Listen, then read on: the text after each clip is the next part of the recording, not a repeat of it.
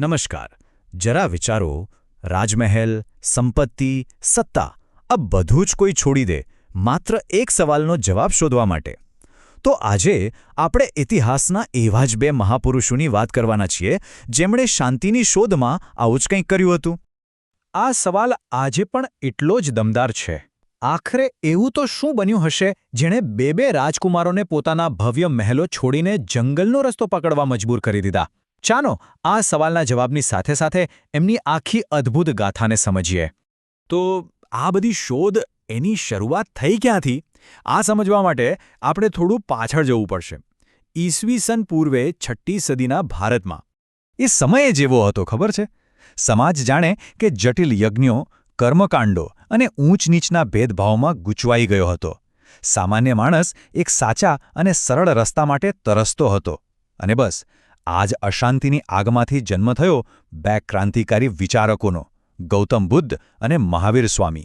તો ચાલો સૌથી પહેલા વાત કરીએ એ રાજકુમારની જેમના ઉપદેશે દુનિયાભરના કરોડો લોકોને એક નવી દિશા બતાવી. ગૌતમ બુદ્ધ. આ છે રાજકુમાર સિદ્ધાર્થ, જેમને આજે આખી દુનિયા ગૌતમ બુદ્ધ તરીકે ઓળખે છે. એમનો જન્મ કપિલવસ્તુ ગણરાજ્યના રાજા શુદ્ધોધનના ઘરે થયો હતો. એમનું જીવન કેવું હતું? એવું જીવન જ્યાં દુઃખનો પડછાયો પણ નહોતો. બસ ચારે બાજુ સુખ અને વૈભવ જ હતા. પણ પછી 30 વર્ષની ઉંમરે એમની જિંદગીમાં એક મોટો વળાંક આવ્યો. એમણે દુનિયાનું અસલી દુઃખ જોયું અને બસ બધું બદલાઈ ગયું. એમણે સત્યની શોધમાં પોતાનો રાજમહેલ, પરિવાર બધું છોડી દીધું. વર્ષોની કઠોર સાધના પછી બોધિગયામાં એક પીપળાના ઝાડ નીચે એમને જ્ઞાન મળ્યું અને એ દિવસથી રાજકુમાર સિદ્ધાર્થ બુદ્ધ કહેવાયા. બુદ્ધ એટલે જેને પરમ જ્ઞાન મળી ગયું છે. ત્યારથી લઈને 80 વર્ષની ઉંમરે નિર્વાણ પામ્યા ત્યાં સુધી એમણે પોતાનો ઉપદેશ લોકો સુધી પહોંચાડ્યો. તો આખરે બુદ્ધે લોકોને શું શીખવ્યું? કયો રસ્તો બતાવ્યો? એમના ઉપદેશનો સાર હતો મધ્યમ માર્ગ. એટલે કે ના તો શરીરને એકદમ કષ્ટ આપો, ના તો ભોગવિલાસમાં ડૂબી જાઓ. સાચો રસ્તો એ તો આ બંનેની વચ્ચે છે. આ મધ્યમ માર્ગનો પાયો એમણે 4 મુખ્ય સત્યો પર રાખ્યો, જેને 4 આર્ય સત્ય કહેવાય છે. એમણે કહ્યું, પહેલું સત્ય, આ દુનિયા દુઃખથી ભરેલી છે. બીજું સત્ય, આ દુઃખનું કારણ આપણી પોતાની ઈચ્છાઓ, આપણી તૃષ્ણા. ત્રીજું, જો દુઃખનો અંત લાવવો હોય તો આ તૃષ્ણાને છોડવી પડશે. અને ચોથું, આ તૃષ્ણા છોડવાનો રસ્તો પણ છે, અને એ છે અષ્ટાંગિક માર્ગ. હવે જે સમયે બુદ્ધ આ બધું કરી રહ્યા હતા, લગભગ એ જ સમયે એ જ ભૂમિ પર બીજા એક રાજકુમાર પણ સત્યની શોધમાં નીકળી પડ્યા હતા. ચાલો હવે એમની ગાથા જાણીએ. અને આ છે મહાવીર સ્વામી. એમનો જન્મ પણ કુંડ ગ્રામના એક રાજવી પરિવારમાં રાજકુમાર વર્ધમાન તરીકે થયો હતો. બુદ્ધની જેમ જ એમનું જીવન પણ સુખ સુવિધાઓથી ભરેલું હતું. બુદ્ધની જેમ જ એમણે પણ 30 વર્ષની ઉંમરે ઘર છોડ્યું. પણ એમનો રસ્તો એ એકદમ અલગ, અત્યંત કઠોર હતો. 1-2 વર્ષ નહીં, પૂરા 12 વર્ષ એમણે કઠોર તપ અને સાધના કરી.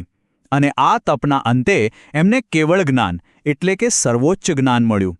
આ જ્ઞાનથી એમણે પોતાની બધી જ ઇન્દ્રિયો પર વિજય મેળવ્યો અને એટલે જ તેઓ જીન અને મહાવીર કહેવાયા. 72 વર્ષની ઉંમરે એમણે પાવાપુરીમાં નિર્વાણ પ્રાપ્ત કર્યું. તો મહાવીર સ્વામીએ લોકોને જીવન જીવવા માટે શું શીખવ્યું?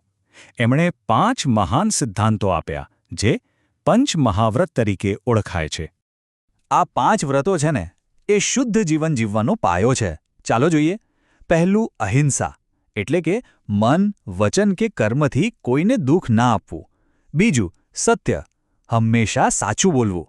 ત્રીજું, અસ્ત્ય એટલે કે ચોરી ન કરવી. ચોથું, અપરિગ્રહ જરૂર કરતાં વધારે ભેગું ના કરવું. અને પાંચમું, બ્રહ્મચર્ય એટલે કે પોતાની ઇન્દ્રિયો પર કાબૂ રાખવો. હવે જુઓ, ભલે એમના રસ્તા અલગ અલગ હતા, પણ મંજિલ તો એક જ હતી, નિર્વાણ. તો આ નિર્વાણ છે શું? એ માત્ર મૃત્યુ નથી, પણ જન્મ મરણના ફેરામાંથી હંમેશ માટેની મુક્તિ છે. એક એવી અવસ્થા જ્યાં બધી ઈચ્છાઓ શાંત થઈ જાય અને બસ પરમ આનંદ અને શાંતિનો અનુભવ થાય. તો આખરે આ બે મહાપુરુષો દુનિયાને શું આપી ગયા?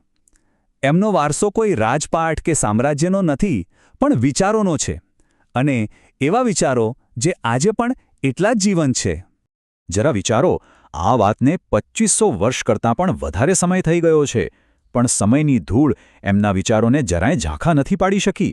આજે પણ કરોડો લોકો એમના બતાવેલા રસ્તા પર ચાલીને શાંતિ મેળવી રહ્યા છે. ટૂંકમાં કહીએ તો શાંતિની મંઝિલ એક જ હતી, પણ રસ્તા બે હતા. બુદ્ધે આપણને મધ્યમ માર્ગ બતાવ્યો, જે સંતુલન પર ભાર મૂકે છે, તો બીજી બાજુ મહાવીરે કઠોર તપ અને આત્મનિયંત્રણનો માર્ગ બતાવ્યો. પણ બંનેનો હેતુ તો એક જ હતો, માણસને દુઃખના બંધનમાંથી આઝાદ કરવો. અને આખી વાત આપણને આજના સમય માટે એક બહુ જ મહત્વના સવાલ પર લાવીને મૂકી દે છે. આજની આ ભાગદોડવાળી ઘોંઘાટભરી દુનિયામાં શું આ બે રાજકુમારોની જેમ અંદરની શાંતિ શોધવી એ પહેલાં કરતાં પણ વધારે જરૂરી નથી બની ગયું? આ એક વિચારવા જેવો સવાલ છે, ખરું ને?